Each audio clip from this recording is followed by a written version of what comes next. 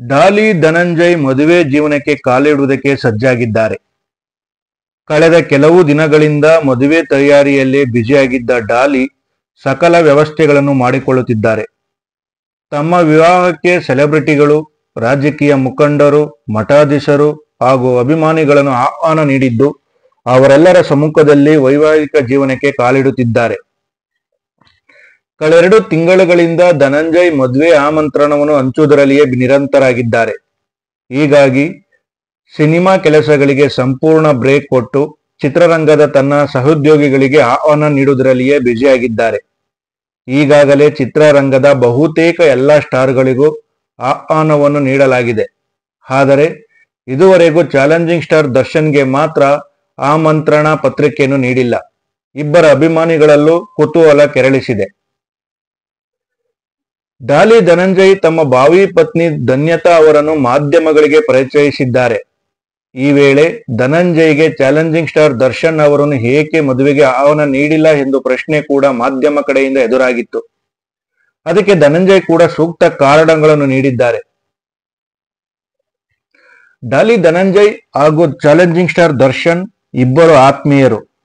ಚಿತ್ರರಂಗದಲ್ಲಿ ಎಲ್ಲಾ ಸ್ಟಾರ್ ನಟರೊಂದಿಗೆ ಸ್ನೇಹದಿಂದ ಇದ್ದಾರೆ. ಹಾಗೆ ದರ್ಶನ್ ಜೊತೆಗೂ ಧನಂಜಯ್ ಸಂಬಂಧ ಚೆನ್ನಾಗಿದೆ. ಅಷ್ಟೇ ಅಲ್ಲದೆ ದರ್ಶನ್ ಸಿನಿಮಾದಲ್ಲಿ ಧನಂಜಯ್ ಅತಿಥಿ ಪಾತ್ರದಲ್ಲಿ ನಟಿಸಿದ್ದಾರೆ.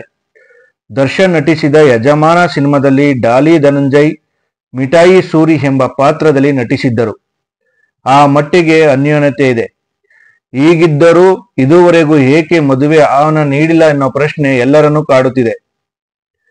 ರೇಣುಕಾ ಸ್ವಾಮಿ ಹತ್ಯೆ ಪ್ರಕರಣದಲ್ಲಿ ದರ್ಶನ್ ಆರೋಪಿಯಾಗಿ ಜೈಲು ಸೇರಿದ ಸಂದರ್ಭದಲ್ಲಿಯೂ ಧನಂಜಯ್ ಪ್ರತಿಕ್ರಿಯೆ ನೀಡಿದ್ದರು.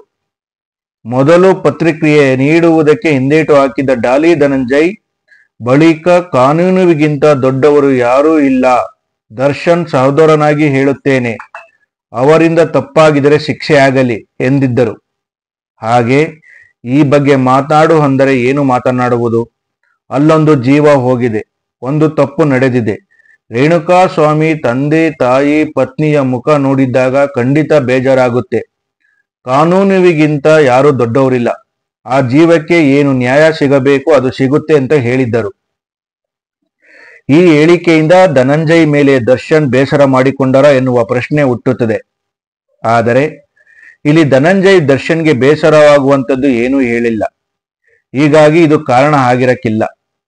ಈ ಕುತೂಹಲಕ್ಕೆ ಧನಂಜಯ್ ಉತ್ತರ ಕೊಟ್ಟಿದ್ದಾರೆ. ಎಲ್ಲರನ್ನೂ ಮದುವೆಗೆ ಕರೆಯುತ್ತಿದ್ದೇನೆ ಅಂದ ಮೇಲೆ ಅವರನ್ನು ಕರೆಯುವ ಪ್ರಯತ್ನ ಮಾಡಿರುತ್ತೇನೆ. ಆದರೆ ಅವರನ್ನು ರೀಚ್ ಮಾಡುವುದಕ್ಕೆ ಸಾಧ್ಯವಾಗುತ್ತಿಲ್ಲ. ತುಂಬಾನೇ ಪ್ರೀತಿಯಿಂದ ಅವರನ್ನು ಇಲ್ಲಿಂದಲೇ ಕರೆಯುತ್ತೇನೆ ಎಂದು ಧನಂಜಯ್ ಹೇಳಿಕೊಂಡಿದ್ದಾರೆ. ಆದರೆ ಧನಂಜಯ್ ಅಂತಹ ನಟರಿಗೂ ದರ್ಶನ್ ಸಿಗುತ್ತಿಲ್ಲವೇ ಅನ್ನೋ ಪ್ರಶ್ನೆಯಂತೂ ಕಾಡುತ್ತಿದೆ.